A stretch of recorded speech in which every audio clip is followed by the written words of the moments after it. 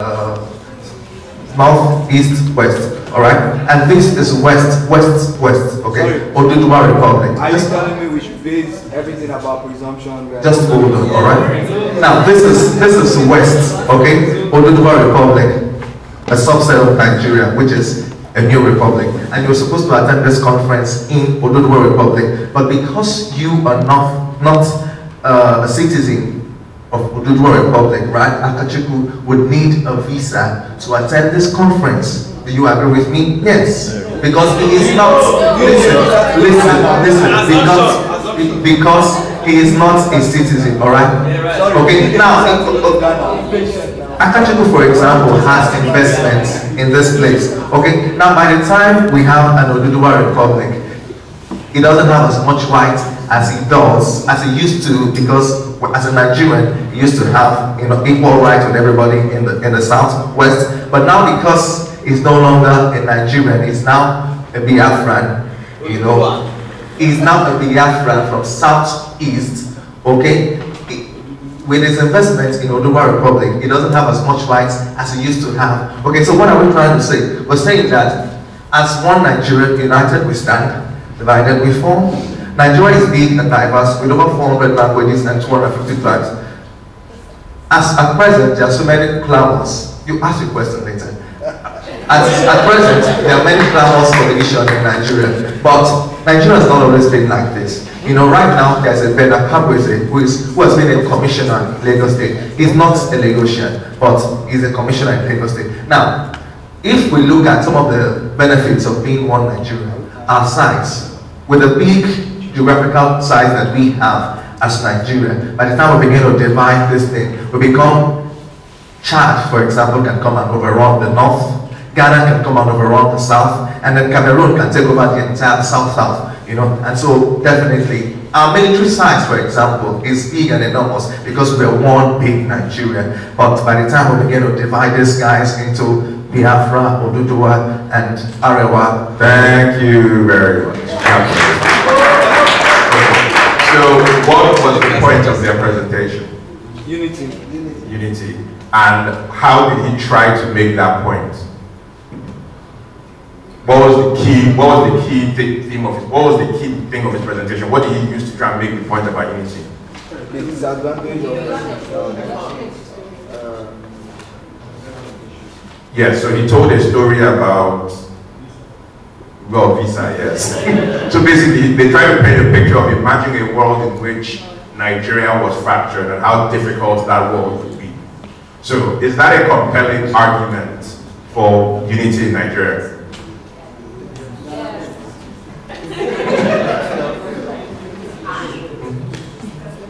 Yeah, I think so. I mean, so delivery, so shouting on your audience doesn't tend to work. So you may want to avoid that. But in general, that basically imagining how bad it is divided is a good tool to use to promote unity. So well done, guys. All right. Who wants to go next? All right, group one. Hello, everyone. My name is Tolu and I'm representing Group Plan. So, has anybody ever wondered why after elections in Nigeria we always having disputes, long court cases, trying to determine after the election who is the actual winner of an election, of the election process? Has anybody wondered? Now we have elections coming up in 2019, and there are things we've seen in the past and we don't want to see again. Take for example, the last election we had, 2015 elections.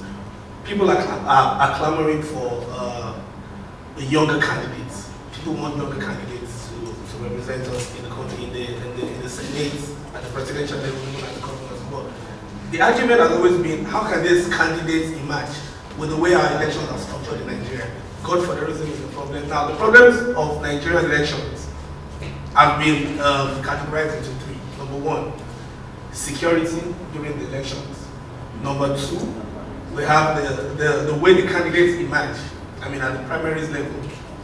And then number three, we have the issues of tribunals, cases after the election, court cases after the election. Now first of all, how can we have younger candidates to represent the Nigerians at the seat of power. First of all, we have to allow for independent candidacy. Now, take for example, we have two major political parties in Nigeria. We have APC and PDP.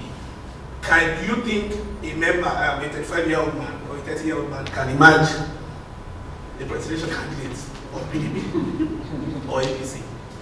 No, it's not possible. But what if this man was an independent candidate? So I have a dream. I know what I want the country to be like. I have a vision. Why can't I represent myself with the support I need or with the support I can get from the population? Why can't I represent myself? Why do I have to go under a party? So now I think, and my group thinks, if we allow for independent candidates, first of all, we can have better representation at the federal level. Number two, the issue of security during elections. Not true. Sorry? Sorry. The issue of security during elections. Why is it that we have a lot of insecurity cases? Now, I stand to be corrected. The ratio of policemen to the citizens in Nigeria, we have a ratio of 1 policeman to 20,000 citizens in the country. 20,000. 1 policeman looking after 20,000 people. That's the ratio of police we have. That's not talk of the equipment they have to carry out their duties. So what if the elections were structured on a regional scale? So we can't have election on the same day, like a presidential election on the same day, with 1 policeman ensuring security for 20,000 people. So why can't we do it on a regional level?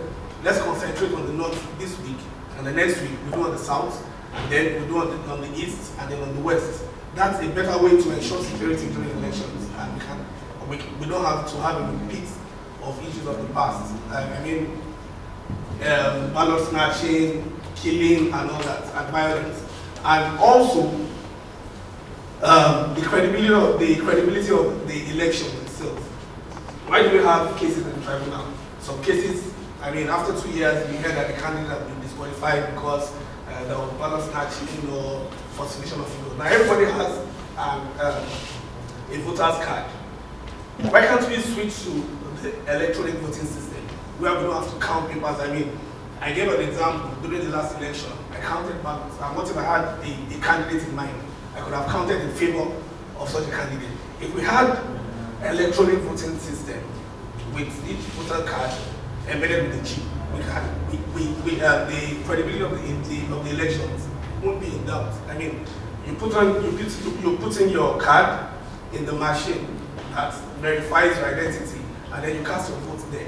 It counts on the database, and at the end of the day, we don't have issues with tribunals, and everybody has to, candidates have to dispute the outcome of the election after the election process itself. So I think those are ways that the 2019 election can be different from the ones we've had in the past. So, what was the presentation about?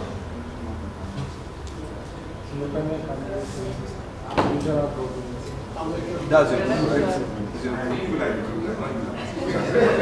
Sorry? Yes, and did you feel, were the points valid?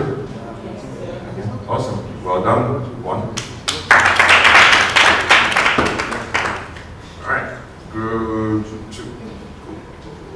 Good morning, everyone. My name is Raphael, and I'm representing Group 2.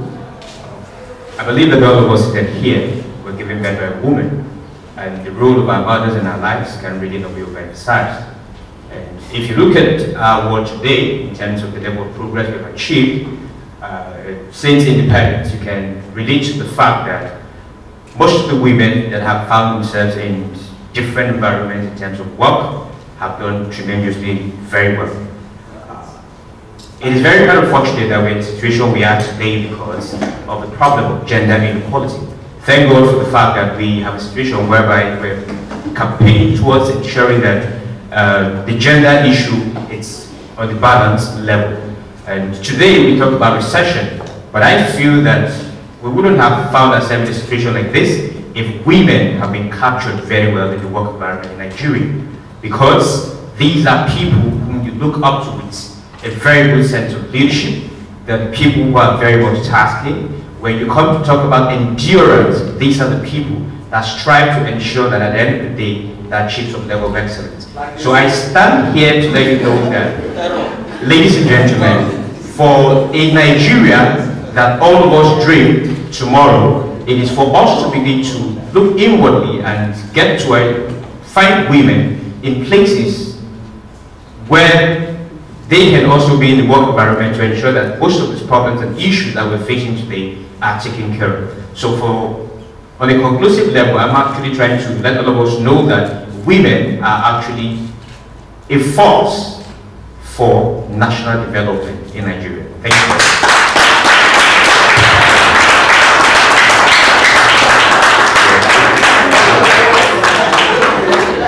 It goes without saying, what was the point of this presentation? You should improve more reliable qualities and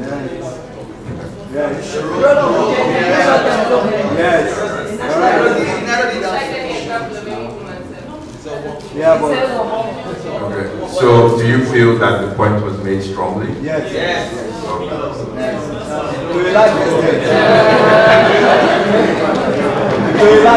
Okay, thank you. Thank you too.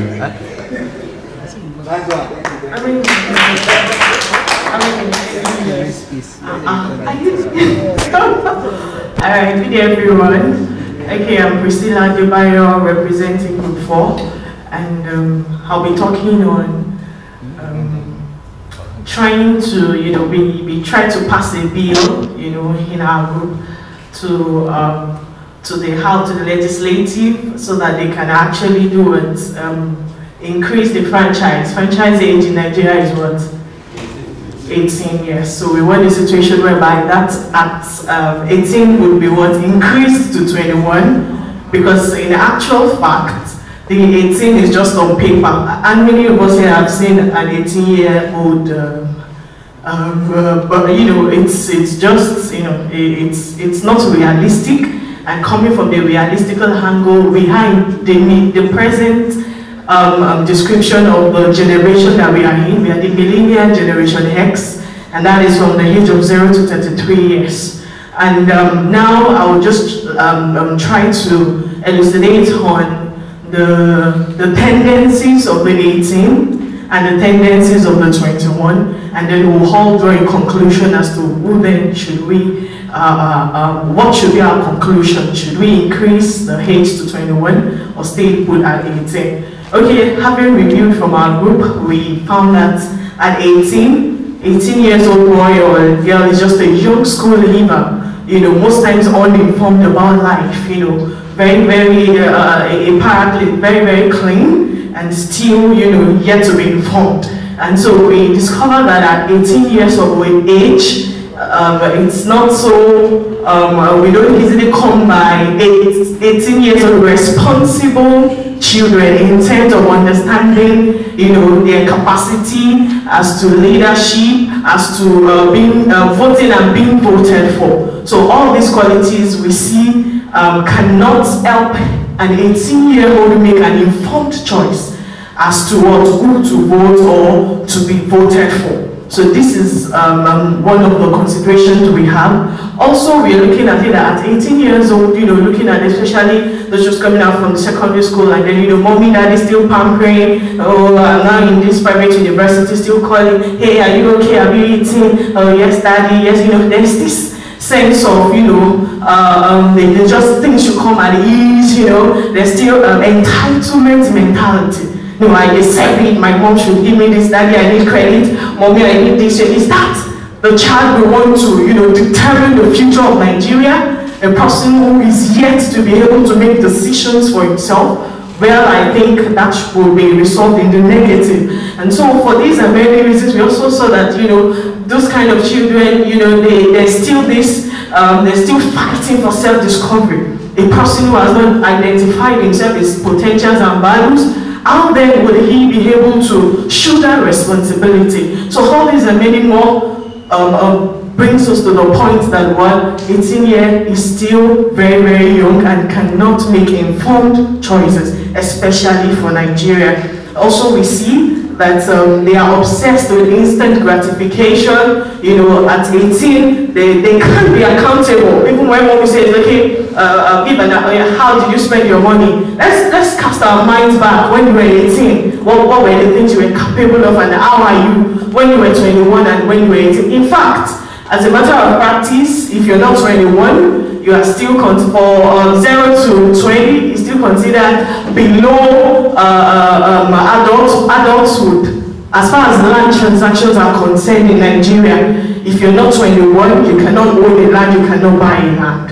So that is the standpoint. Although, yeah, they can buy actually as an underage, as a child. But then to say I have a right, you cannot exhibit right over such that until you're 21. So really, in practicality, in reality, 21 is really the majority age in Nigeria. And so going by 21 now, we'll say at 21, a youth, a man, the mind is developed, he becomes innovative, he becomes creative. You know, at 21, most times when I finished school, these days, if you finish secondary school at 16, and then plus if you study the 4-year course in the university, if you're not disturbed by strike, that's how many years? That's 20 years. And then by the time you're 21, you know, you are probably serving or just done serving, and then you know your mind is focused for the future. You know that I need to become responsible, and then leadership is all about responsibility. Alright. Okay, thank you. So, what's the point of our presentation? Did you agree with her presentation? But did you notice her points? Did you? Yes. So the reason why, and I gave you guys a hard one, is I gave you a presentation that people would instinctively disagree with, but you guys did a good job. And also, did you notice that she was nervous at the beginning? But did you notice that it went? So again, as I told you, even if you're nervous at the beginning, just power through and it gets better. So thank you guys. You guys have been a great class. I really enjoyed taking it. I hope you guys learned something from this as well. And I wish you guys all the best as you go through this session. Thank you. Thank you, sir. On behalf of Audience for Garage 2017, please let's put our hands on the Thank you so much. Okay, so we have encroached into our break time. It means break time is now very short. Okay, so please let's do this quickly. Go out, pick your small chops, a cup of tea or juice, and then come back. Let's quickly have a tea break. Very short one. In 10 minutes we're back here.